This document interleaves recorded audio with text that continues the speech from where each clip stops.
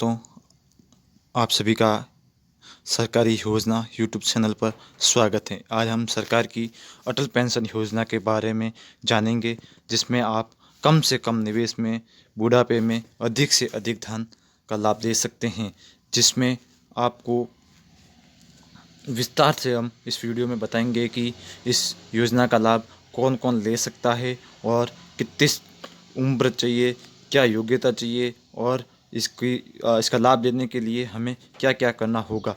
चलिए जानते हैं। अब देश में पहली बार अटल पेंशन योजना से हर गृहिणी को मिलेगी पेंशन का हक। यानी कि जो भी घर में रहने वाली लेडीज़ थी उनको पहले पेंशन नहीं मिलती थी, अब हर लेडीज़ को पेंशन मिलेगी। और जिसको वृद्ध पेंशन मिलती है वो तो मिलेगी, उसके अलावा भी मिलेगी। जो जिसका ये मन में था कि जिसको क्या बुढ़ापे में हमें को वृद्ध पेंशन नहीं मिलेगी, लेकिन वो मिलेगी, वो अलग नियम है और ये अलग नियम है। इसका फ़ायदा उठाने के लिए आप जो किसी भी बैंक में अकाउंट खुला सकते हैं। इसके बारे में हम वीडियो के आगे डिटेल में बताएंगे। अब पहले देखते हैं कि आपकी उम्र है जो कम से कम 18 वर्ष होनी चाहिए और अधिक से अधिक कम 40 वर्ष होनी चाहिए। आपकी उम्र है जो समस्त बचत खाता के लिए जिसकी आयु 18 वर्ष है, 18 वर्ष एज होनी चाहिए आपकी। मिनिमम है जो 18 वर्ष से लेकर 40 वर्ष तक होनी चाहिए एज। और आपको महीने के अंदर जो 18 वर्ष एज है उसको महीने में कम से कम 42 रुपये और अधिकतम 210 रुपये प्रति माह रुपये जमा कराने होंगे, जिससे आपको 60 वर्ष की आयु के बाद में है जो 1000 रुपये से लेकर 5000 रुपये तक मिलेंगे। इसके बारे में ये आप और आगे वीडियो के अंदर और डिटेल में समझते चलिए अपन कि पेंशन किस प्रकार कैसे मिलेगी। चलिए सबसे पहले आपको देखते हैं अटल पेंशन योजना का लाभ आप कैसे ले सकते हो, चार्ट के अनुसार समझते। सॉरी, एक मिनट। ओके, चलिए क्या हो गया। ओके। तो सबसे पहले यदि आपकी उम्र 18 वर्ष है तो आपको 42 वर्षों के लिए योगदान करना होगा, जिसमें आपको प्रति माह यदि आप 42 रुपये जमा करेंगे तो 60 वर्ष के बाद में है जो आपको 42,000 रुपये पेंशन दी जाएगी। और यदि आप प्रति माह 84 रुपये प्रति माह है जो प्रति माह आप 84 रुपये क्या है प्रति माह यदि आप 84 रुपये 84 यानी कि 84 रुपये जमा करेंगे तो आपको प्रति माह है जो 2000 रुपये पेंशन मिलेगी। और प्रति माह आप यदि 126 रुपये जमा करेंगे तो आपको 3000 रुपये मिलेंगे। और प्रति माह आप 168 रुपये जमा करेंगे तो आपको है जो 4000 रुपये पेंशन मिलेगी। और यदि आप 210 रुपये प्रति माह जमा करेंगे तो आपको 60 वर्ष के बाद में है जो उम्र भर है जो 5000 रुपये पेंशन मिलेगी।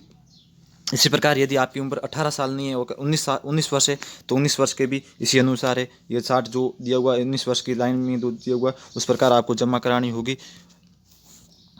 और फिर यदि आपकी 20 वर्ष उम्र है तो 20 वर्ष के अकॉर्डिंग करानी होगी।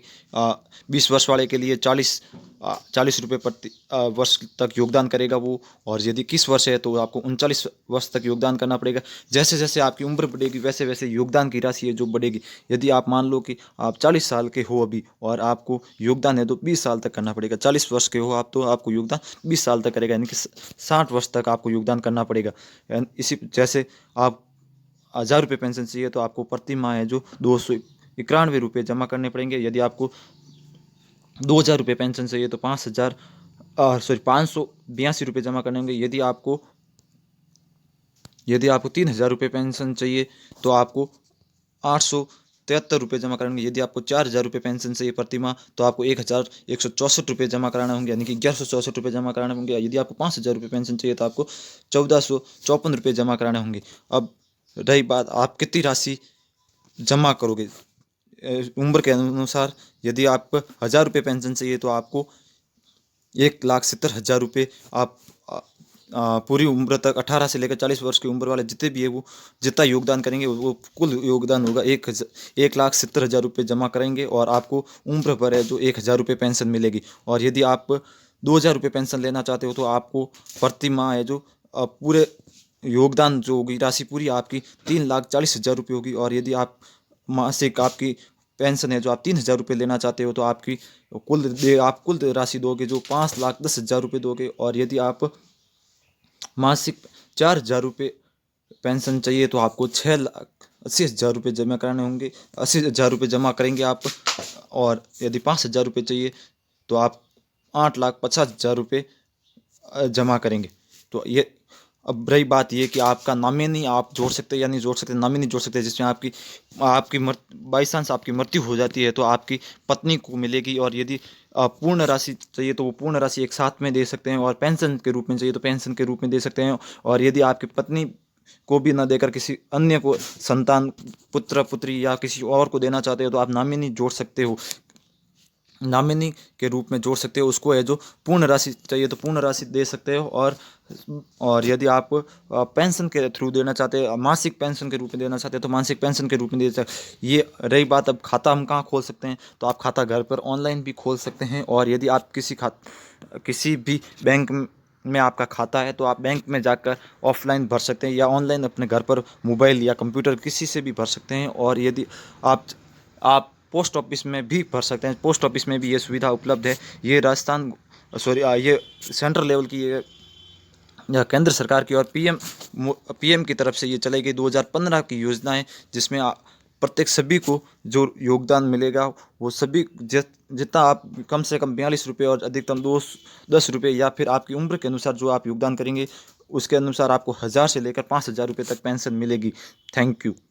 यदि आपको जानकारी अच्छी लगी हो तो वीडियो को लाइक करें, वो चैनल को सब्सक्राइब जरूर करें। ऐसे ही सरकारी योजनाओं का लाभ आपको मिलता रहेगा और ऐसी और नए वीडियो हम सरकारी योजना के बारे में बनाते हैं, इसलिए चैनल को प्लीज़ सब्सक्राइब जरूर करें।